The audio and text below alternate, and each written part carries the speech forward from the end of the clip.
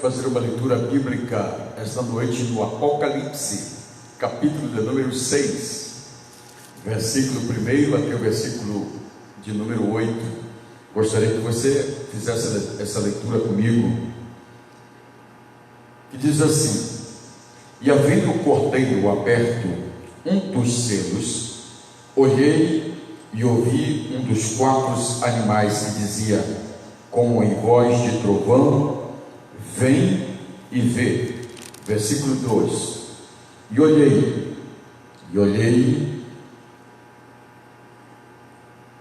e eis que o cavalo branco, e ouvi, estava sentado sobre ele, e tinha um arco, e foi-lhe dado uma coroa, e saiu vitorioso para vencer. E havendo aberto o segundo selo, ouviu o segundo animal dizendo: Vem ver. E saiu outro cavalo vermelho, e ao que estava sentado sobre ele foi dado que tirasse a paz da terra, que se matassem uns aos outros, e foi-lhe dado uma grande espada. E havendo aberto o terceiro selo, ouviu o terceiro animal dizendo: Vem ver. E olhei, e eis que um cavalo preto, e o que sobre ele estava sentado tinha uma balança nas mãos. E ouvi uma voz no meio de quatro animais que diziam: Uma medida de trigo por um dinheiro, e 3 medidas de cevada por um dinheiro, e não danifique o azeite e o vinho. E havendo aberto o quarto selo, ouvi uma voz dos quatro animais que dizia: Vem e vê. E olhei, e eis um cavalo amarelo que estava sentado sobre ele, tinha por nome Morte, e o inferno o seguia, e foi-lhe dado poder para matar a quarta parte da terra com a espada, com a fome, com a peste e com as feras da terra. Muito bem, eu quero trazer uma palavra esta noite sobre a abertura dos 7 selos. A abertura dos 7 selos. Quero que você tenha paciência de decorrer comigo, de discorrer comigo essa passagem bíblica, que é a realidade que nós estamos vivendo nos dias de hoje. Por exemplo, introduzindo aqui a minha matéria, abertura dos 7 selos. Este livro é como uma preparação para o começo do juízo de Deus sobre a terra. Os 5 primeiros capítulos do Apocalipse apresentam Cristo como glorificado no meio da sua igreja. Ele está sondando, corrigindo, exortando, encorajando a igreja para uma demanda que virá pela frente. As 7 cartas revelam o que as igrejas representam aos olhos dos homens e o que de fato elas são aos olhos de Cristo. É claro que aos olhos dos homens a avaliação que nós avaliamos é uma coisa, mas a avaliação de Cristo é diferente da avaliação dos homens. Vimos ao capítulo 4 que Deus está no trono, o Criador do universo. Ele é adorado pela igreja, ele é adorado pelos anjos, arcanjos, querubins e serafins dos céus. Ele é o Redentor, sendo igualmente glorificado por todos os seres. Todos os seres glorificam a ele no universo. Vimos também que no capítulo 5, que o cordeiro que foi morto ao lado da tribo de Judá, que é o leão da tribo de Judá, a raiz de Davi, ele agora está no livro da história e tem o controle nas suas mãos e o domínio para realizar a história do seu desfecho. E ele tem o poder de abrir o selo deste livro, revelando que a história não é a nau sem rumo, um navio sem rumo, mas a história tem umas rédeas nas mãos, nas mãos do Cordeiro. Ele está no controle da história. Por isso, o Criador, como também o Cordeiro, está sendo exaltado e glorificado pela igreja e por todo o universo. E a preparação para a abertura destes selos direcionados pelas mãos do Senhor. Este selo não vai ser aberto por outras pessoas. Este selo não vai ser aberto pelos anjos, arcanjos, serafins, querubins. Não. Este selo vai ser aberto pelo Senhor dos Senhores, pelo leão da tribo de Judá, rocha ferida de Meribá, aquele que pisou na cabeça de Satanás, que venceu a morte. Ele está sentado no trono e tem o poder de abrir o selo. Aleluia. Então, apresentarei aqui o quadro dos sofrimentos da igreja, do juízo divino sobre os inimigos dela e do triunfal final de Cristo. Por exemplo, esse tempo serão os tempos de dores de partos.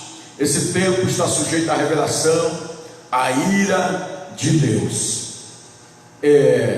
Os 7 selos descreve movimentos que caracterizam a era ou dispensação inteira, desde a época em que Jesus foi ao céu, da sua ascensão de Cristo, até o regresso de Cristo em glória, para arrebatar a sua igreja em glória. São visões de paz e visões de guerra, são visões de fome e de morte, são visões de perseguições à igreja e de juízo de Deus sobre os seus inimigos. À medida que os selos são abertos no céu, e esses selos não serão abertos na terra, mas à medida que os selos são abertos no céu, glória a Deus, nós vamos entender que Jesus continua no controle de todas as coisas. Entendemos então por que os céus comandam a terra. Por que os céus comandam a terra? Lá está a causa e aqui na terra estão os efeitos, as consequências de tudo aquilo que a terra planta, que os homens plantam, que os homens fazem. Jesus abre os selos, ele está encarregado de todo o programa dessa história, da abertura dos selos e da soberania sobre os fatos que irão acontecer na história da humanidade. Nos primeiros 4 selos, vimos a ira de Deus vem misturado com graça. Nos primeiros 4 selos, primeiro selo, segundo, terceiro, quarto, que se abre os 4 cavalos do Apocalipse, né? Vamos entender essas coisas. Nesses primeiros 4 selos abertos, nós vamos encontrar a ira de Deus e a graça de Deus. Então nós temos aqui, mas a partir do 6º selo, há o derramamento da ira sem mistura de Deus. A partir do 6º selo é completamente diferente. Não tem mais a graça de Deus, aparece somente a ira de Deus sobre os ímpios, sobre a terra. É a ira completa, sem chance de salvação, proclamado o vindouro dia do juízo final dos homens. Então o Apocalipse 6 é como um texto paralelo de Mateus 24, de Marcos 13, de Lucas 21, onde estão registrados o sermão profético do Senhor Jesus Cristo. Na verdade, Jesus não traz para nós nada do que ele não tenha profetizado no sermão das montanhas. Ele falou sobre guerras, haveria guerras, rumores de guerras, nação se levantando contra nação, reinos contra reinos. Ele falou também de fome, terremotos, pestilências, perseguições. Ele falou também de abalos do mundo, abalos sísmicos, e falou da sua vinda gloriosa, da segunda vinda de Cristo em glória. Então os homens entregariam a igreja aos tribunais, e os crentes seriam perseguidos e mortos por causa do nome do Senhor Jesus Cristo. Então toda a terra, toda a natureza humana estaria num processo de convulsão, num processo de perturbação.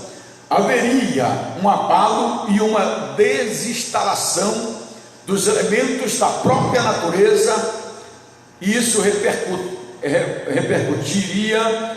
O sol se escurecerá, a luz não dará mais, a lua não dará mais o seu fulgor, vai ser transformado em sangue, e as estrelas cairão dos céus. Então aparecerá um sinal do Filho do Homem, vindo com poder e grande glória, para assentar-se no trono para o julgamento. Ele vem com poder e grande glória para assentar-se no trono para o grande julgamento. Veja bem que esta cena está registrado aqui na abertura dos 7 selos. Aprendemos desse fato 4 verdades. Precisamos entender que Deus está sentado no trono. Como é maravilhoso que Deus não deixou que os selos fossem abertos, as trombetas fossem tocadas, e os juízos de Deus, como as taças do juízo de Deus, fossem derramados, sem antes informar a igreja de que o Cordeiro e o Pai estão no trono, reinam e estão no controle de todas as coisas, e que o livro da história está nas suas mãos, na mão do Cordeiro, daquele que venceu e veio para vencer. Eu estou só introduzindo aqui a nossa matéria. Quem tem o livro tem o controle. Quem tem o livro tem o controle. Quem abre os selos não é Satanás, não é o anticristo, não é a besta, não é o falso profeta. Quem abre os selos é Cristo. Glória a Jesus. É Jesus, o Cordeiro. Dele emana a ordem dos acontecimentos. O Cordeiro governa. O Cordeiro governa. Nenhum evento de abertura dos 7 selos se abrirão se não for autorizado pela pessoa de nosso Senhor Jesus Cristo, que está com o livro selado nas suas mãos. Glória a Deus. Os eventos do juízo não acontecem sem seu conhecimento de Cristo, sem a permissão do Cordeiro de Deus, sem o seu controle. Tudo acontece porque Ele conhece, Ele determina, Ele permite, e Ele controla. Até mesmo a torturas dos mártires, dos massacres dos cristãos, Ele permite, que de outra forma Ele teria não permitido, não é verdade? Até quando os cristãos estão sendo torturados e mortos, o Cordeiro está no controle. Ele está no controle da nossa história, Ele está no controle da história da igreja. Glória a Deus. Ele sabe a hora que deverá parar, e sabe o número daqueles que deverão ser martirizados.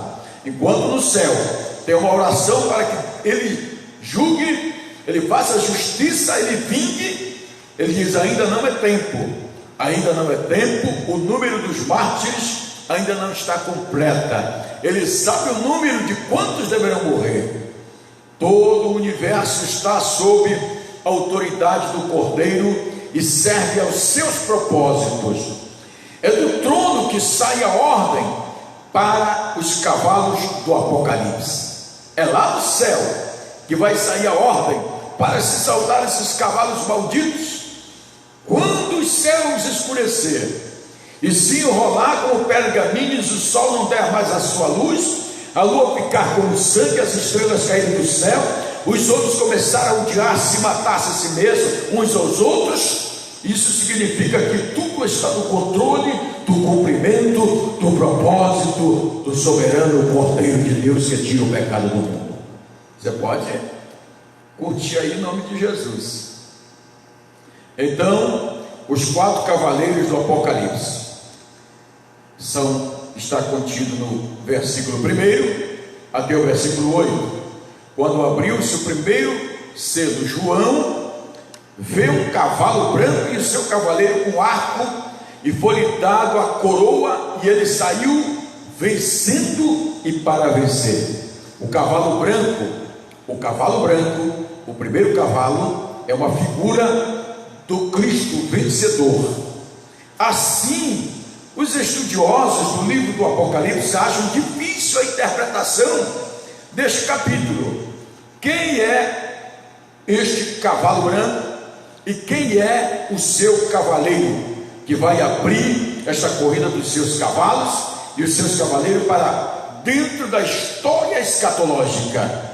Talvez você já se perguntou quem é esse cavalo e quem é esse cavaleiro, que alguns historiadores classificam aqui o cavalo e o seu cavaleiro como o anticristo, e muitos pastores, muitos teólogos interpretam que esse cavaleiro e esse cavalo é o anticristo. Vejam que é uma conjectura que eles fazem. Então entendemos que outros caracterizam como Cristo. Veja que as figuras são opostas, contraditórias. Quem é este cavaleiro montado no cavalo branco? Então, temos aqui 4 interpretações, possibilidades, e temos a mais correta e a mais coerente. Por exemplo, Adolf Pohl, comentarista alemão, de grande envergadura, bem como um dos maiores comentaristas bíblicos da atualidade, o Vernon Wesley, interpreta um cavalo branco e o seu cavaleiro como um anticristo. Essa é a interpretação desses 2 homens aqui, interessantes, comentaristas bíblicos e do Apocalipse. A tese que eles usam é que o Apocalipse usa a imagem dupla para fazer seus contrastes. 2 mulheres, que é a igreja, e logo a segunda vira meretriz, a prostituta. É um contraste isso, uma igreja vira a prostituta.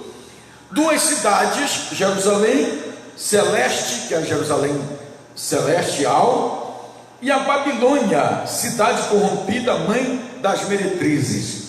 Jamais podemos comparar a Jerusalém celeste com a Babilônia, uma cidade corrompida, não é verdade? Que mais?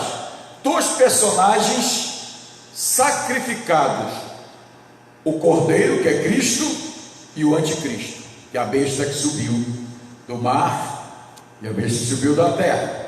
Assim o Anticristo estava se contraposto a Cristo. Assim o cavalo branco seria uma inocência encarnada, fingida de uma luz falsa. O Anticristo é um deslumbrador. O Anticristo apresenta-se como um pacificador. Ele terá estupendas vitórias. Ele vai ser aclamado como alguém invencível. Ele vai controlar o mundo inteiro.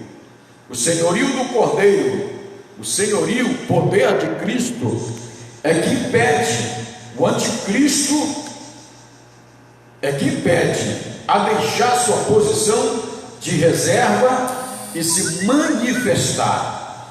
O diabo, por exemplo, gosta de esconder-se. O lobo predador precisa se despir da sua pele de ovelhas. Ele precisa sair desta máscara. As grandes invenções militares do Império Romano, conquistando o mundo e depois dele, outros impérios que se levantaram, o cavalo branco era usado pelo rei vencedor e o arco como símbolo de poderio militar. Uma conquista militar sempre traz tragédias após as suas conquistas. Veja bem, a terceira interpretação é de George Leuchter. Interpretou o cavalo branco como sendo a pregação do Evangelho em dimensão indivisível, universal. Mesmo em meio às terríveis perseguições, o Evangelho tem sido pregado e será pregado vitoriosamente no mundo inteiro para testemunho de todas as nações. Essa é a interpretação de Leuchter. Veja bem, alguns estudiosos aplicam, sem escola, os cristãos do primeiro século confundiram os letrados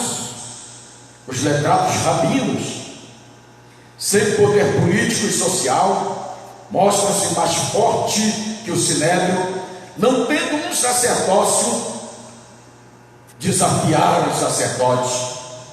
E o exemplo, sem um soldado sequer, foram mais poderosos do que as legiões romanas. E foi assim que fincaram a cruz acima da águia romana. Os mártires que morreram por causa da palavra de Deus. Aqueles que foram oferecidos no Coliseu romano, que derramaram seu sangue no Coliseu, sendo comido por feras, deslacerava sua carne, queimado nas fogueiras, mas o seu testemunho foi tão forte que não puderam quebrar a sua fé, a sua crença, e com isto, com a sua fé, frearam as rédeas do imperialismo romano, frearam as perseguições do primeiro século da igreja, os mártires que morreram por causa da palavra de Deus. A interpretação desse versículo, dessa parte bíblica, é correta. A correta interpretação é uma interpretação correta aqui.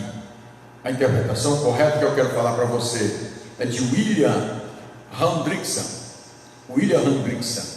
A melhor interpretação, e com essa interpretação que eu fico do capítulo 6, do versículo 1, da abertura do primeiro selo, do primeiro cavaleiro e do primeiro cavalo.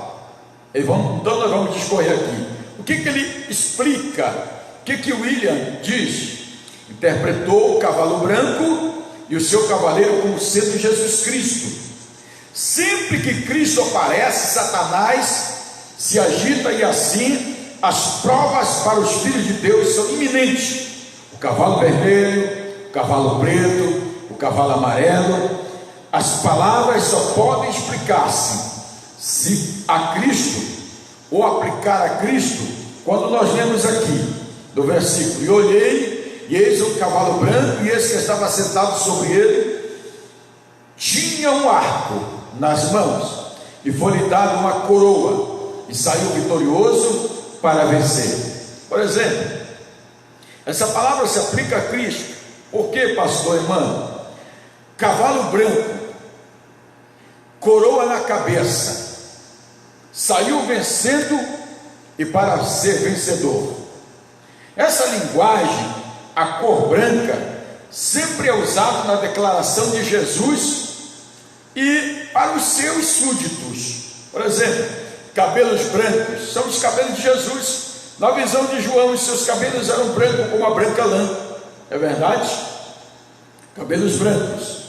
Pedrinhas brancas são dadas aos vencedores, daqueles que não negaram a fé na pessoa de Jesus Cristo. Roupas brancas são dadas para aqueles que venceram. Olha Jesus. Nuvem branca representa Jesus voltando sobre as nuvens com poder e grande glória. Cavalos brancos para aqueles que veem na gloriosa vitória de Cristo. Trono branco se estabelecendo onde Jesus se assenta, e ele saiu vencendo e para vencer. Portanto, não se aplica a excreção dessa palavra, desse versículo em pauta, ao diabo e muito menos ao anticristo. Branco não pode ser usado nem para o diabo nem para o anticristo. Este primeiro selo não traz nenhuma maldição. Você está me entendendo? Eu estou falando bem tranquilo aqui. porque essa matéria ela é um pouco complicada para você entender, mas você pode curtir aí, por favor, curta, e nós estaremos dando prosseguimento da nossa palestra aqui, junto com você. Muito bem. Este texto está de acordo com o texto de Apocalipse, que eu vou ler para você, capítulo 19, versículo 11 a 16, que diz assim: e vi o céu aberto, e eis um cavalo branco que estava sentado sobre ele, se chama-se Fiel e Verdadeiro, e julga e peleja com justiça, e os seus olhos eram como chama de fogo, e sobre ele a sua cabeça havia muitas diademas, a coroa, diademas, coroa, e tinha um nome escrito que ninguém sabia senão ele mesmo, e estava vestidos de uma veste salpicada de sangue, e o nome pela qual se chama é a palavra de Deus. E seguiam-nos os exércitos que há nos céus, em cavalos brancos vestidos de linho fino, brancos puros. Vestes brancas, cavalos brancos, linho finíssimo, branco, eram as vestes do Messias. E sua boca saía uma aguda espada para ferir com ela as nações, e ele as regerá com a vara de ferro, e ele mesmo é o que pisa no lagar do vinho do furor da ira de Deus Todo-Poderoso, e nas vestes da sua coxa tem escrito o nome Rei dos Reis e Senhor dos Senhores. Aqui está o cavaleiro do cavalo branco, Jesus Cristo, o Filho do Deus Altíssimo, Rei dos Reis e Senhor dos Senhores. Quarto, esse texto está de acordo com o tema geral do livro, que é a vitória de Cristo. Ele é o leão da tribo de Judá, que venceu e veio para vencer. A espada do cavaleiro do cavalo branco está de acordo com Mateus, capítulo 10, 34. Cristo vence com a palavra, vence com o evangelho, e Jesus disse assim: não cuideis que vim trazer paz à terra. Não vim trazer paz, vim trazer espada. Mateus capítulo de número 10, versículo de número 34. Você pode ler lá. O cavalo vermelho está no versículo 6 e versículo 4 do Apocalipse. Deixa eu ler aqui, versículo 6, Apocalipse 6, versículo 6 do capítulo 6. E vi uma grande voz, capítulo 6 do Apocalipse,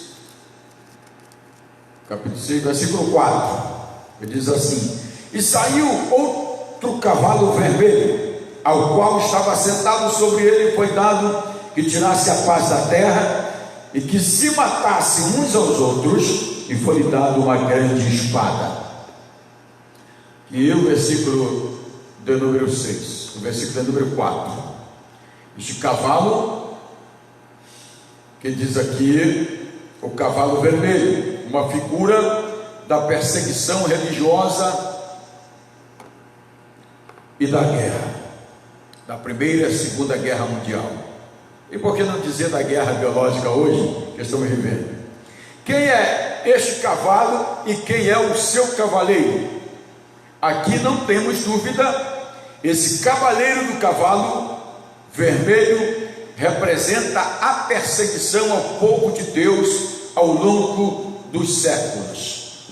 Perseguição. Quem é esse cavaleiro que vai sentar no cavalo vermelho? A perseguição em si, a perseguição em todos os tempos da igreja, dos mártires, dos cristãos, da reforma, pós-reforma, anti-reforma e assim sucessivamente.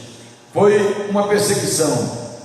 Aqui é o começo do sofrimento. O futuro será um período de guerra, de rumores de guerra, de conflitos, de perseguições, de morte, perseguições pelos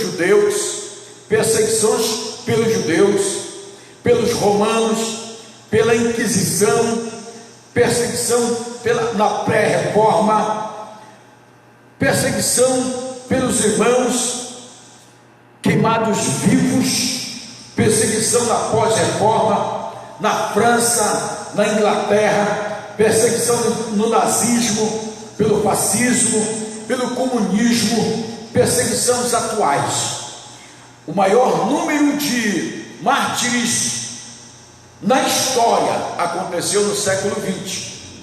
O maior número de cristãos mortos, decapitados, tirados das suas vidas, aconteceu no século XX.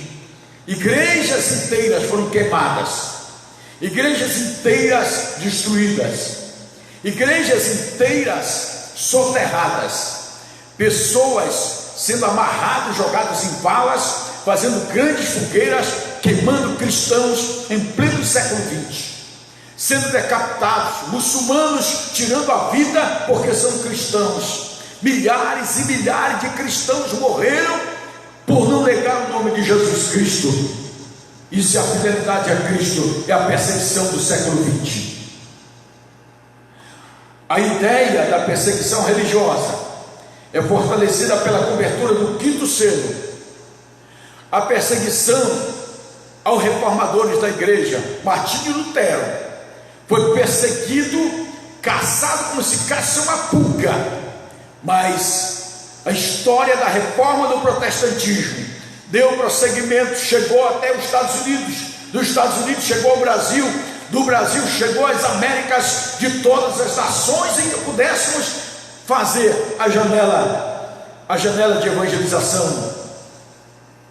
Houve a expansão do evangelho debaixo das perseguições, debaixo de muitas lutas travadas contra a própria igreja, missionários sendo mortos, afogados, jogados na Bahia, sendo mortos a fogueira, sendo mortos, decapitados e etc. Mas não desistiram, não negaram a fé. Ali são vistas as almas dos mártires. Onde, pastor Emmanuel? A ideia da perseguição religiosa se fortalecia pela abertura do quinto selo. O quinto selo abriu-se. Ali são vistas as almas dos mártires que tomaram pelo testemunho da verdade. Esse cavaleiro tinha uma grande espada. Essa espada, o cavaleiro desse cavalo vermelho, ele tinha uma grande espada. Versículo número 4, última parte do versículo. Foi-lhe dado uma grande espada. Essa espada manchada era o cutelo sacrificador, uma espada curta de matar, decapitar a cabeça da vítima. E o mesmo sentido que Isaac pergunta a Abraão: meu pai, aqui está a lenha e o cutelo, mas o cordeiro onde está? Esse cutelo era curto, não era comprido, não era uma espada comprida de guerra, era uma espada curta de decapitação, de juízo, de matar a vítima instantaneamente, repentinamente. Veja bem que Mateus capítulo 5, Jesus fala: bem-aventurados os que sofrem perseguição por causa da justiça, porque deles é o reino dos céus. E ele vai mais: bem-aventurados sois vós quando vos injuriarem e vos perseguirem e mentindo disserem todo mal contra vós por minha causa. Veja bem que Lucas 21:12 diz assim: mas antes de todas estas coisas lançarão mão de vós e vos perseguirão, e entregando-vos às sinagogas e às prisões, conduzindo-vos à presença dos reis, de governadores, por amor do meu nome. Se você não se lembra da história do capítulo 5 de Atos, do capítulo 4 de Atos até o capítulo 5 de Atos, nós vamos ver a perseguição de Estevão, morto apedrejado, e depois os apóstolos caçados pelos sacerdotes, pelos principais sacerdotes, sendo presos que era uma perseguição acirrada.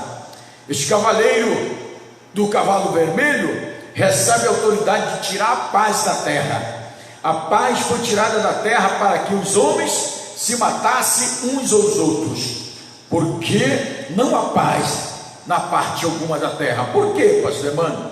Porque os homens são desobedientes.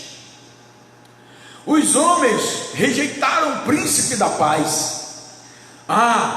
Haverá nesse tempo perplexidade entre as nações. Esse cavalo vermelho descreve um espírito de guerra. A guerra tem sido uma parte da experiência humana desde que Caim matou Abel. Os homens pedem paz, buscam paz pela guerra. As guerras são insanas, porque os homens se matam em vez de se ajudarem. A guerra não traz nada de lucro para ninguém, a não ser para um ambicioso que quer tomar posse e governar e ter o poder nas mãos. As guerras são fratricidas, as guerras estão aumentando em número e em barbárias. As duas guerras mundiais, as guerras tribais, as guerras étnicas, as guerras religiosas, as guerras de interesses econômicos, no fundo todos são vítimas sacrificadas sobre o altar de Satanás. Ela tem deixado luto sobre a terra, tem vitimado pessoas, tem deixado filhos órfãos, mulheres viúvas, tem deixado doenças após a guerra, peste e rumores de guerras. Esse cavalo vermelho é um agente do dragão vermelho de Satanás, que é o assassino desde o princípio. A terra está bêbada, como diz o profeta, bêbada de sangue, cambaleando pela guerra. Os homens se tornam loucos, feras bestiais. As atrocidades do nazismo, que matou tantos judeus, 6 milhões de judeus mortos. No Holocausto, que quando você lê a história ou vê um filme que é uma ficção, além, que é pouco da realidade, a realidade vai mais além, e você não consegue ver a atrocidade. Testemunho de muitas pessoas em nossa época que sobreviveram ao Holocausto, que têm testemunhado dos seus entes queridos mortos, massacrados, vilipendiados, rechaçados, mortos de todas as maneiras que os alemães podiam fazer de atrocidade, matando judeus. São perseguições satânicas e diabólicas para dizimar a semente que Deus estabeleceu, de onde tinha nascido a semente da mulher. Neste cenário, então, capítulo 6, versículos 5 e 6, vou ler aqui para você. E havendo aberto o terceiro selo, ouvi o terceiro animal dizendo: vem e vê. E olhei, e eis um cavalo preto, e o que estava sobre ele assentado tinha uma balança na mão. E ouvi uma voz no meio dos 4 animais que diziam: uma medida de trigo por um dinheiro, por 1 denário, e 3 medidas de cevada por 1 denário, e não danifique o azeite e o vinho. Não danifique o azeite e o vinho. Entendemos aqui, nessa leitura da abertura deste próximo selo, na abertura do terceiro selo, esse cavalo preto representa a fome, a pobreza, a opressão, a exploração, a fome, a guerra andam juntas. A balança significa época de escassez, de pobreza, não tem nada, os pobres não têm nada, não tem emprego, não tem dinheiro, não tem que comer, panela vazia, filhos chorando, morrendo de fome, enquanto os ricos têm tudo armazenado para ali, que não falte nada para eles. Se a paz é tirada da terra, não poderá haver livramento, não poderá haver comércio nem negócios. O mundo inteiro sofrerá tremendas agitações. Comer pão pesado representa grande escassez.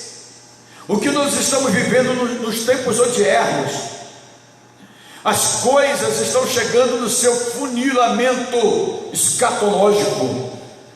Ele diz: há trigo, mas o preço está muito alto. Um homem precisava trabalhar um dia inteiro para comprar 1 litro de trigo. 1 denário era o dinheiro de uma diária de um trabalhador. Ele trabalhava um dia para comprar 1 litro de trigo. Normalmente ele compraria 1 litro de trigo por 1 denário. Podia comprar, antes da crise, 12 litros de trigo por 1 denário. Agora ele não consegue comprar mais 12 litros de trigo por 1 denário. Ele compra 1 litro de trigo por 1 denário. As coisas subiram 100%, ficou caríssimo, e a miséria veio sobre a terra. Esse cavalo fala de empobrecimento da população. Só pode alimentar a família com cevada, com cereal que era dado aos animais. Pessoas que só vão poder comer as coisas bem baratinhas, que já acontece em nossos dias. Pessoas não se alimentam de carne, de peixe, de frango, de filé, não se alimentam mais, se alimentam de outras rações, feitas em grandes fábricas de conservações, e eles compram, cortam, fritam e comem. São como se fossem rações. O racionamento leva o homem a gastar tudo e a ganhar para alimentar-se. Este cavalo preto semeia fome, semeia pobreza, semeia escassez. Essa pobreza é proveniente dos que ficaram, que não fizeram concessões, não aceitaram a marca da besta na testa, e isso não pode comprar nem vender. Não se corrompe, ao contrário, preferir sofrimento e até a morte e a apostasia. Eles não aceitaram a marca da besta na testa nem nas suas mãos, não aceitaram, preferiram morrer do que estar do lado de Satanás, dos demônios. Eles não negaram a sua fé, foram decapitados, passaram fome, foram atribulados, perseguidos, guerras epidêmicas, mas eles suportaram. A pobreza não atinge a todos.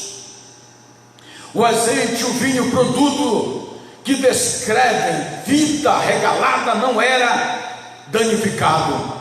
Azeite e vinho simboliza a vida daqueles que colocam na sua mesa as coisas mais finas, o filé mignon, a carne, a paulista e tantas outras que estão na sua mesa. A picanha está ali com a vida regalada. No mesmo mundo que reina a fome, reina também o esbanjamento, o luxo, a desigualdade social, a desigualdade religiosa, a desigualdade política. Nós não estamos vivendo em um tempo diferente, nós estamos vivendo nesse tempo. Se você quer saber, nós estamos vivendo nesse tempo. É a Bíblia quem está nos explicitando essas realidades ímpares e singular. Tem que abrir o olho, servir a Jesus, ser crente verdadeiro, ser fiel até a morte, para receber a coroa da vida. O cavalo amarelo é uma figura da morte. Verso 7, verso 8, vou ler para você agora. E havendo aberto o quarto selo, ouvi a voz do quarto animal que dizia: vem ver. E olhei, e eis um cavalo amarelo, e que estava sentado sobre ele tinha o nome Morte, e o inferno o seguia, e foi-lhe dado poder para matar a 1/4 parte da terra, com a espada e com fome, com peste,